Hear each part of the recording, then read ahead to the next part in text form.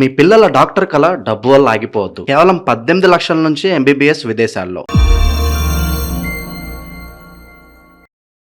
అందరికీ నమస్కారం. ప్రస్తుతం మనతో పాటు ఉన్నారు ప్రముఖ ఆధ్యాత్మికవేత్త జ్యోతిష పండితులు శేషగిరి రావు గారు. గురుగారితో మాట్లాడతాం. నమస్కారం గురుగారు. నమస్తే గురుగారు, ఆగస్టు మాసంలో తులారాశి వారికి ఎలా ఉందంటారు? ఎలాంటి జాగ్రత్తలు తీసుకోవచ్చు అంటారు? ఆర్థిక పరంగా, ఆరోగ్యపరంగా ఈ మాసంలో వీరి గ్రహ గోచారం ఏంటంటారు? రైట్. తులారాశి వారికి అయితే కనుక ఎక్కువ శాతం మంచి ఫలితాలు ఉన్నాయనే చెప్పచ్చు. అయితే ఎటొచ్చి రాశికి సంబంధించిన అధిపతి ఒకడు కూడా, అంటే తులారాశికి అధిపతి శుక్రుడు మాత్రం వ్యయస్థానంలో నీచంలో ఉన్నాడు కనుక వ్యక్తిగత ఆరోగ్యము అలవాట్లు ఏవైతే ఉంటాయో వాటి విషయంలో మాత్రం జాగ్రత్తగా ఉండటం అనేది తప్ప మిగతా చాలా విషయాల్లో అయితే కనుక మంచి ఫలితాలు వీరికి ఎక్కువ ఉన్నాయి. సో పర్వాలేదు, కొంతవరకు కొద్దిగా ఎక్కువ బాగున్న రాశుల్లో తులారాశి కూడా చెప్పచ్చు. మరి విద్యార్థులకు ఎలా ఉంటుందంటారండి? రైట్. విద్యార్థులకు కూడా చాలా మంచి ఫలితాలే ఎక్కువగా కనిపిస్తున్నాయి. ఎందుకంటే ఇటు బుధుడు రాజ్యస్థానంలో ఉండటం అనేది ఉంది, భాగ్యస్థానంలో కుజుడు సంచరించడం అనేది ఉంది, తర్వాత కూడా మళ్ళీ లాభస్థానంలోకి రవి వచ్చి చక్కగా చేరుకోవటం అనేది ఉంటుంది. రాజ్యస్థానంలో కూడా రవి చాలా బలవంతుడు. సో బాగుంది. వీళ్ళ యొక్క గ్రహస్థితి అయితే కనుక ఎవరికైనా కూడా చాలా మంచి ఫలితాలు ఉంటాయి. గతంలో ఏవైనా సరే ఆగిపోయిన సబ్జెక్ట్స్ ఏమైనా ఉన్నా కూడా ఇప్పుడు మనం ముందుకు తీసుకెళ్ళడానికి చాలా వీలైన గ్రహస్థితి అయితే కనుక తులారాశి వారికి ఎక్కువగా కనిపిస్తుంది. మరి గురువు గారు, ఈ ఉద్యోగ రంగంలో ఉన్న వారికి ఎలా ఉంటుందంటారు? అసలు ఉద్యోగం లేని నిరుద్యోగుల పరిస్థితి ఏంటంటారు? ఉద్యోగ అవకాశాలు దక్కే అవకాశం ఈ మాసంలో ఉందంటారా ఏమైనా? రైట్. ఉద్యోగస్తులకు కూడా చాలా మంచి ఫలితాలు ఉన్నాయి. ఇందాక మనం చెప్పుకున్నట్టుగా రాజ్యస్థానంలో రవి సంచారం ఉంది, ప్రస్తుతం బుధుడు కూడా రాజ్యస్థానంలోనే సంచరించడం అనేది ఉంది. తర్వాత ఆగస్టు 2వ వారంలోకి వచ్చేప్పటికి మరి సింహంలోకి సత్యత్తుల్లోకి రవి చేరుకోవటం అనేది ఉంటుంది. తర్వాత ఈ భాగ్యాధిపతి బుధుడు కూడా మళ్ళీ వీళ్ళకి లాభస్థానంలో చేరుకోవటం అనేది ఉంది. సో ఖచ్చితంగా కొత్త బాధ్యతలు వీరికి ఏమైనా సరే స్వీకరించవలసిన పరిస్థితులు రావచ్చు, లేదా ప్రమోషన్లు ఇలాంటివి ఏమైనా ఆశిస్తున్న వాళ్ళకి ప్రమోషన్లు రావడానికి ఉంది. తర్వాత 10 మందిలో వీరికి ఏదైనా సరే ప్రశంసలు, అవార్డులు అలాంటివి ఏమైనా సరే లభించడానికి కూడా చాలా చక్కటి మంచి ఫలితాలు అయితే కనుక తులారాశి వారికి కనిపిస్తున్నాయి. మరి వివాహ యోగం ఉందంటారా? ఎవరైతే వివాహ ప్రయత్నాలు చేస్తుందో, వివాహం జరగలేదో వారికి? రైట్. ఇప్పుడు వివాహానికి సంబంధించిన కుజుడు కూడా భాగ్యస్థానంలోనే సంచరించడం అనేది ఉంది కనుక వివాహ ప్రయత్నాలు మొదలెట్టే వాళ్ళకి కూడా చాలా మంచి ఫలితాలు ఉంటాయి. అంతేకాకుండా భార్య ద్వారా భర్తకి, భర్త ద్వారా భార్యకి కూడా కొంత మంచి జరగడానికి అనుకూలంగా ఉంటుందండి. అంటే ఒకరి ద్వారా ఒకరికి ఏదైనా సరే అదృష్టం కలగడానికి కానీ, కొంత కీర్తి ప్రతిష్టలు పెరగడానికి కానీ అవకాశాలు కూడా ఎక్కువగానే తులారాశి వారికి కనిపిస్తున్నాయి.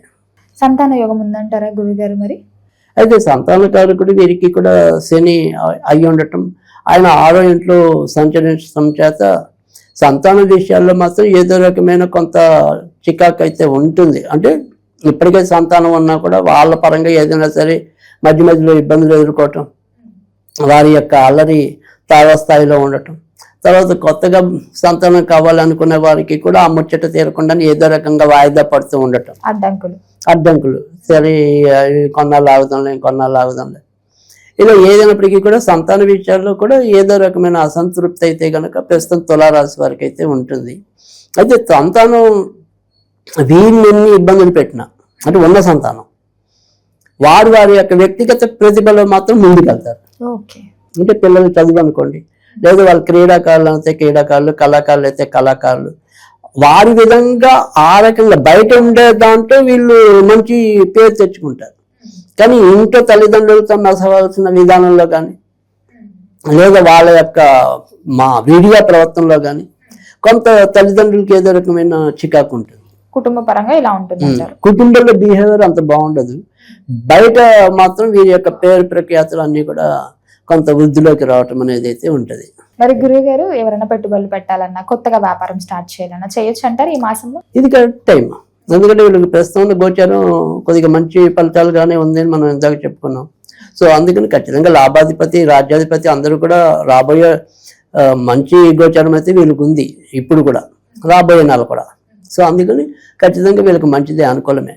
మరి గురుగారు ఇప్పుడు చెప్పినట్టుగా కుటుంబం పట్ల కొంచెం జాగ్రత్తగా ఉండాలన్నారు కదా, ఏ విషయంలో జాగ్రత్తగా ఉంటే బాగుంటుంది అంటారు? ఈ గొడవలు, చికాకులు రాకుండా ఉండాలంటే అంటే ఏదైనప్పటికీ కూడా ఇప్పుడు పిల్లల గొడవ మనం ఆపటం అనేది కొద్దిగా కష్టం ఉంటుంది. బట్ ఏదైనప్పటికీ కూడా అలాంటి అంటే మన ఓవరాల్ రెమెడీ అనేది ఎప్పుడైనా సరే చివరిలో అలాగే చెప్పినప్పటికీ కూడా, బట్ పిల్లల విషయం, పిల్లల్లో ఏదైనా సరే మనకి అసంతృప్తి ఉంది అనుకుంటే మాత్రం కొద్దిగా ఆమెకి అప్పుడప్పుడు శనివారాలు వెళ్ళి మనం పూజ చేయించుకోవటం అనేది చాలా మంచిది. సో ఆ రకంగా కొంత వారికి ఇబ్బంది తగ్గుతుంది. అలాగే వాళ్ళు ఏదైనా సరే మనం చెప్తే ఆచరించేటైతే కనుక వాళ్ళ నుదుట మీద కానీ హృదయం మీద కానీ కొన్నాళ్ళు సింధూరం ధరించినట్టయితే కనుక చాలా మంచి మార్పులు వాళ్ళలో కలగడానికి ఉంటుంది. మరి గురుగారు, ఎవరైతే విదేశాలలో చదువుకోవాలని సెటిల్ అవ్వాలని అనుకుంటూ ఉంటారు కదా, దూర ప్రయాణాలు కూడా చేయొచ్చు అంటారా? విదేశీ యోగం కూడా ఉందంటారా?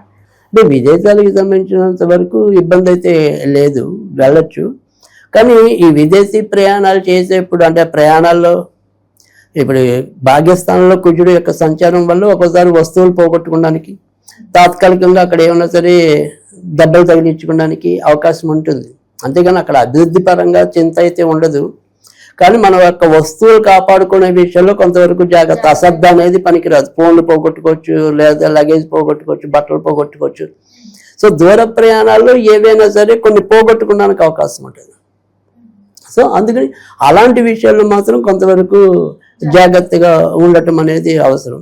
తర్వాత ఈ భాగ్యస్థానం అనేది తండ్రి స్థానం కూడా కాబట్టి తండ్రి గారికి ఏదైనా సరే అనారోగ్యం కలగడానికి, తండ్రి మన ఏదైనా సరే కొంతవరకు చికాకు పెట్టడానికి కూడా అవకాశం ఉంటుంది. సో విదేశీ ప్రయాణాల్లో జాగ్రత్తగా ఉండాలి, తండ్రి గారి విషయాల్లో కొంతవరకు జాగ్రత్తగా ఉండాలి. మరి ఆర్థిక పరంగా ఎలా ఉంటుందంటారు? ఆర్థిక పరంగా బెంగపడాల్సిన అవసరం లేదు. సో కొత్త కొత్త వస్తువులు ఏమైనా సరే తీసుకోవాలన్నా, కొనుక్కోవాలన్నా, విలాసవంతమైన జీవితం గడపాలన్నా సాధ్యమయ్యే రూపంలోనే ప్రస్తుతం అయితే గనక తులారాశి ఉంది. మరి గురుగారు, ఈ మాసంలో వీరికి ఓవరాల్ గా చూసుకుంటే ప్రథమార్థం బాగుంటుందంటారా, ద్వితీయార్థం కలిసి పర్వాలేదు? నెల అంతా కూడా ఎక్కువ శాతం మంచి ఫలితాలు ఉన్నాయి.